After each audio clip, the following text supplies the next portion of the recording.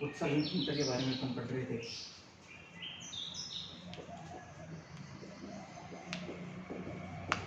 उत्सर्जन तंत्र में मैंने किडनी के बारे में किडनी की स्ट्रक्चर बताई थी। उसके बाद में किडनी की जो संरचनात्मक और क्रियात्मक इकाई जो है नेफ्रॉन, उसके बारे में अपन ने डिस्कस किया था। उसकी संरचना के बारे में अपन ने डिस्कस किया था। उसके 4 पार्ट मैंने बताए थे आपको नेफ्रॉन के। सबसे पहला पार्ट जो था वो था इसमें पीसीटी प्रोक्सिमल कॉन्वोल्यूटेड ट्यूबुल्स। दूसरा इसमें आता है हेलने लूप।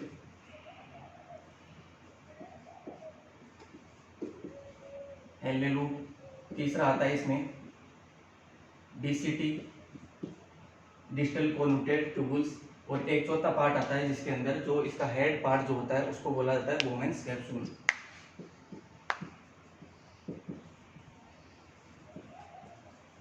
बोमेन्स कैप्सूल जो होता है वो एक यू आकार की संरचना होती है जिसके अंदर जो अभिसारी जो धमनी होती है वो आके उसमें कैपिलरीज का जाल बनाती है, केशिकाओं का जाल। इसमें बोमेन्स कैप्सूल के अंदर क्या होता है, कैपिलरीज जो होती है, जो अभिसारी धमनी जो है वो कैपिलरीज का जाल बनाती है, जिसको अपन ने क्या नाम दिया था, ग्लोमेरुलस। वो किसमें पाया जाता है, बोमेन्स कैप्सूल में। ग्लोमेरुलस जिसके अंदर कैपिलरीज का जाल होता है। उसके बाद में अपन देखा था जो बोमेन्स संपुट और ग्लोमेरुलस मिलकर क्या बनाते हैं, मेलपिजियन काय। क्या बनाते हैं, मेलपिजियन काय। बोमेन्स संपुट और ग्लोमेरुलस दोनों मिलकर क्या बनाते हैं, मेलपिजियन काय या मेलपिजियन कैप्सूल जिसको बोल सकते हैं। इसके अंदर दोनों के बीच में, ग्लोमेरुलस और बोमेन्स संपुट के बीच में मैंने आपको बताया एक झिल्ली होती है, आधार झिल्ली। आधार झिल्ली जिसको नाम दिया था अपन ने बेसमेंट मेम्ब्रेन।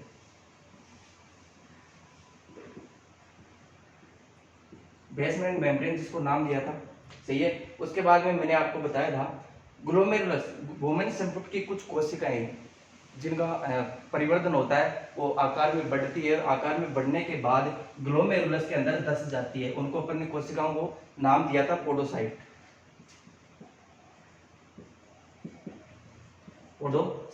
पोडोसाइट जो है, पोडोसाइट कोशिकाएं जो रक्त क्षमता है किसके अंदर, ग्लोमेरुलस बोमेन्स कैप्सूल में, ग्लोमेरुलस की केशिकाओं में, कैपिलरीज में क्या होता है, जो रक्त क्षमता है उस रक्त को छन्ने में सहायता कौन करती है, पोडोसाइट कोशिकाएं उस रक्त को छन्ने में सहायता करती है। उस रक्त छन्ने हुए जो रक्त है उसको कहा जाता है ग्लोमेरुलर फिल्टर, जिसको क्या कहा जाता है, ग्लोमेरुलर फिल्टर। आगे अपन बात करेंगे ग्लोमेरुलर फिल्टर जो है उसमें कौन कौन सी जो मटेरियल आते हैं, कौन कौन से भाग आते हैं रक्त के छन के, और कौन से भाग ऐसे हैं जो उसमें नहीं आ पाते, उस चीज़ के बारे में अपन देखते हैं। इसके पहले अपन एक चीज़ के बारे में और डिस्कस कर लेते हैं। एक आता है जक्स्ट्रा ग्लोमेरुलर कॉम्प्लेक्स। अब ये क्या होता है इसके बारे में अपन देखेंगे आगे।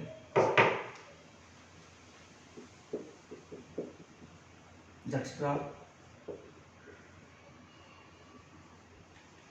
ग्लोमेरुलर कॉम्प्लेक्स ये क्या होता है, इसका एक किडनी के ऊपर, किडनी के कार्य के ऊपर इसका बहुत ही ज्यादा प्रभाव पड़ता है। वो आगे अपन देखेंगे इसका प्रभाव किस प्रकार पड़ता है। अभी तो अपन ये जानते हैं कि जो जक्स्ट्रा ग्लोमेरुलर कॉम्प्लेक्स होता क्या है। अब देखो यहाँ पे मैंने आपको नेफ्रॉन की संरचना बताई थी, इस प्रकार की संरचना मैंने आपको बताई थी, जिसमें ये हो गया बोमेन्स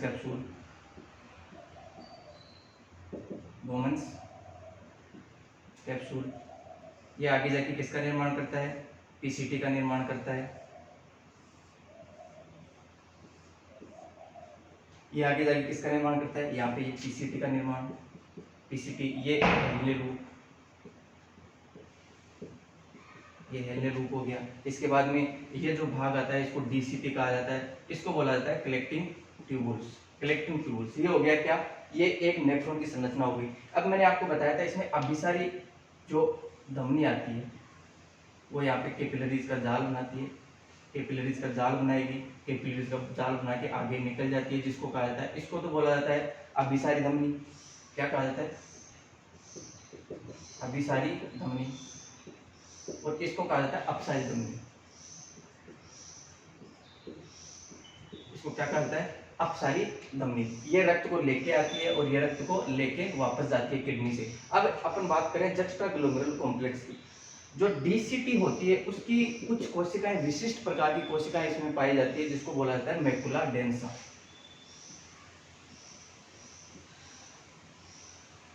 मैकुला डेंसा, इस डीसीटी के अंदर कुछ कोशिकाएं पाई जाती है, डीसीटी के अंदर कुछ कोशिकाएं, विशिष्ट प्रकार की कोशिकाएं होती है जिनको कहा जाता है मैकुला डेंसा। ये मैकुला डेंसा की कोशिकाएं अभिसारी धमनी, याद रखना, अभिसारी धमनी की कोशिकाओं से मिलकर एक तंत्र का निर्माण करती है। ये मैकुला डेंसा कोशिकाएं जो डीसीटी में पाई जाती है, डिस्टल कोनोटेड ट्यूबुल्स के अंदर, डीसीटी के अंदर पाई जाने वाली मैकुला डेंसा कोशिकाएं अभिसारी धमनी के साथ, अभिसारी जो धमनी है जो रक्त को लेके ग्लोमेरुलस में आ रही है, उस अभिसारी धमनी के साथ मिलके एक तंत्र का निर्माण करती है, एक कॉम्प्लेक्स का निर्माण करती है जिसे क्या कहा जाता है, जक्स्ट्रा ग्लोमेरुलर कॉम्प्लेक्स। जिसे क्या कहा जाता है, juxta glomerular complex.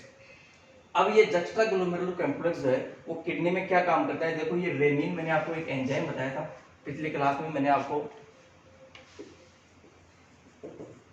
Rennin enzyme बताया था। ये रेनिन एंजाइम स्त्रावित करने का काम जो है वो जक्स्ट्रा ग्लोमेरुलर कॉम्प्लेक्स का होता है।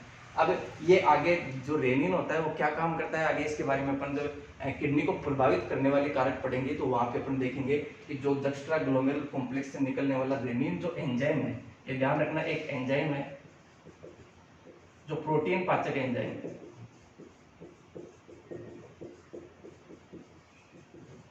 प्रोटीन पाचक एंजाइम है, जो कि आगे जाके अपन देखेंगे इसमें क्या होता है। अब देखो ये जक्स्ट्रा ग्लोमेरुलर कॉम्प्लेक्स समझ में आ गया।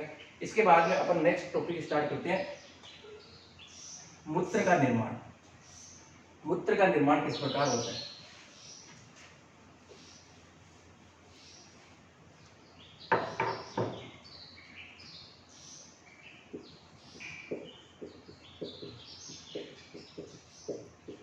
मूत्र का निर्माण किस प्रकार होता है उसके बारे में अपन देखते हैं। ये डायग्राम,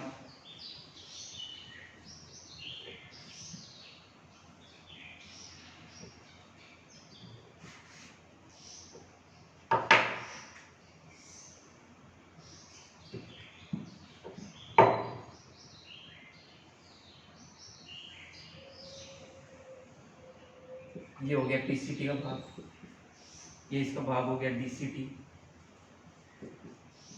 ये हो गया हेलने लूप, हेलने लूप, ये भाग हो गए। ये हो गया अभिसारी धमनी, ये हो गया अपसारी धमनी। इसको क्या कहते हैं, efferent artery.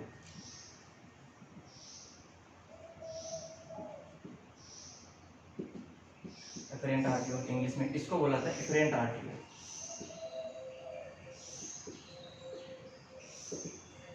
Efferent artery.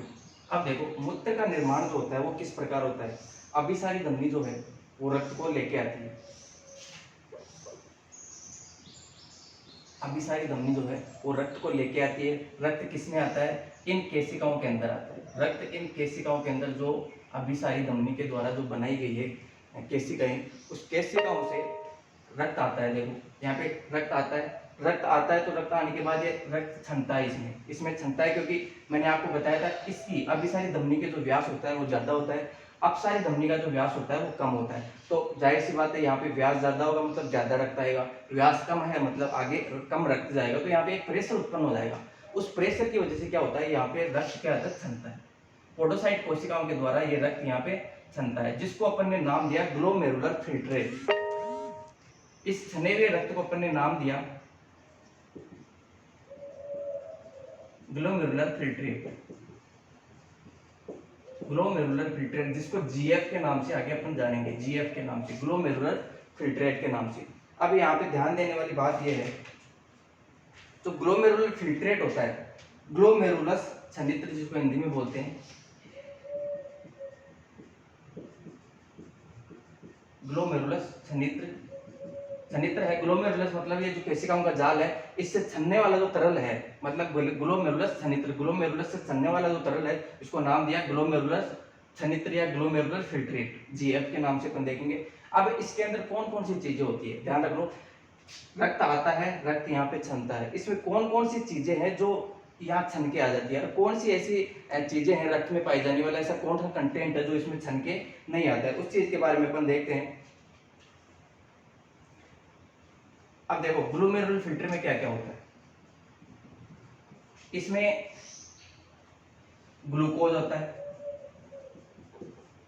Glucose जो है वो छन के यहाँ पे आ जाता है।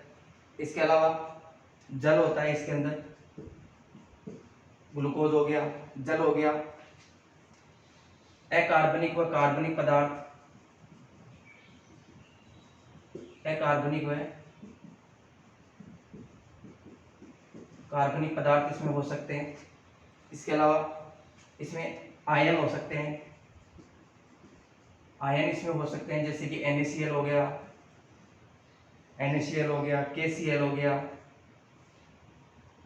इसके अलावा इसके अंदर पोषक पदार्थ इसमें हो सकते हैं,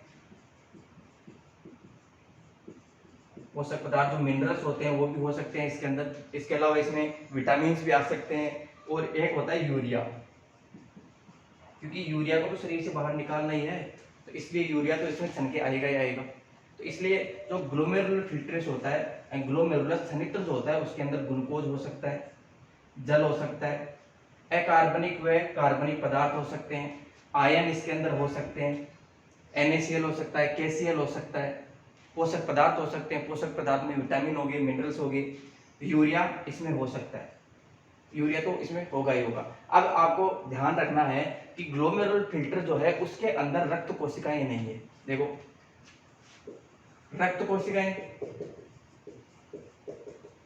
तथा प्रोटीन, जो रक्त में पाई जाने वाली प्लाज्मा प्रोटीन है,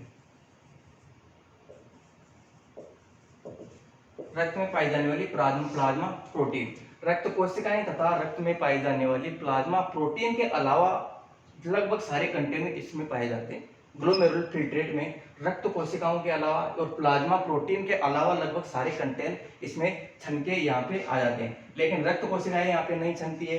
रक्त कोशिकाओं के अलावा प्लाज्मा की जो प्रोटीन है वो भी यहाँ पे छन के नहीं आती है, वो इसमें रक्त में रह जाते हैं। इसके अलावा बाकी जो पदार्थ होते हैं रक्त के अंदर, जैसे कि ग्लूकोज हो गया, जल हो गया, अकार्बनिक और कार्बनिक पदार्थ हो सकते हैं, आयन हो गया, NaCl, KCl, पोषक पदार्थ और यूरिया, ये सब चीजें यहाँ पे छन के आ जाती है। ठीक है, ये सारी चीजें छन के यहाँ पे आ गई। अब इसमें से आपको ध्यान रखना है कि इसका लगभग जो ग्लोमेरुलर फिल्टर जो है उसका लगभग 98 से 99 मतलब 98 से 99% भाग वापस एब्जॉर्ब हो जाता है, उसका वापस अवशोषण कर लिया जाता है, क्योंकि इसके अंदर अधिकतम जो चीजें हैं, ये ग्लोमेरुलर फिल्टर में कंटेंट जो मैंने आपको बताया उसमें अधिकतर चीजें वो हैं जो शरीर के लिए उपयोगी है, शरीर के लिए अधिक काम करने वाली, जैसे कि ग्लूकोज अपने शरीर में एनर्जी देने का काम करता है, वो भी इसके साथ छन के आ जाता है। तो इसका मतलब ये थोड़ी है कि ग्लूकोज को भी मूत्र के साथ बाहर निकाल दिया जाए। इसके अंदर जल आ जाता है, जल तो खैर थोड़ा बहुत निकलता ही है, इसमें पोषक पदार्थ आ जाते हैं, NaCl आ जाता है, इसमें अकार्बनिक और कार्बनिक पदार्थ ये भी आ जाते हैं, जो शरीर के लिए आवश्यक पदार्थ हैं वो भी छन के यहाँ पे आ जाते हैं। तो इसका मतलब ये नहीं है कि इसमें जो छना है वो सारा का सारा मूत्र के साथ बाहर निकाल दिया जाए। इसमें जो छन के आया है उसको वापस भी तो एब्जॉर्ब करना है। इसमें काम की चीजें जो है जैसे कि ग्लूकोज और बाकी सारी चीजें हैं, यूरिया को छोड़कर सारी चीजें शरीर के काम में आने वाली है, क्योंकि यूरिया तो एक अपशिष्ट पदार्थ है जिसको शरीर से बाहर निकालना ही है। नाइट्रोजन अपशिष्ट पदार्थ जो उपापचय क्रियाओं के द्वारा उत्पन्न होता है, तो इसको तो शरीर से बाहर निकालना है। बाकी जो पदार्थ ये छन के और भी पदार्थ आ गए उनको वापस रीअब्जॉर्ब करना है, वापस यहाँ से रीअब्जॉर्ब करना है, वापस उनका अवशोषण करना होता है। तो यहाँ पे मैंने आपको बताया कि जो ग्लोमेरुलर फिल्टर जो है उसका लगभग 98 से 99% भाग वापस इसको अवशोषण कर लिया जाता है। लगभग 1 से 2% भाग ही GF का, ग्लोमेरुलर फिल्टर का लगभग 1 से 2% भाग ही मूत्र के रूप में बाहर निकलता है, बाकी 98 से 99% वापस अवशोषण कर लिया जाता है।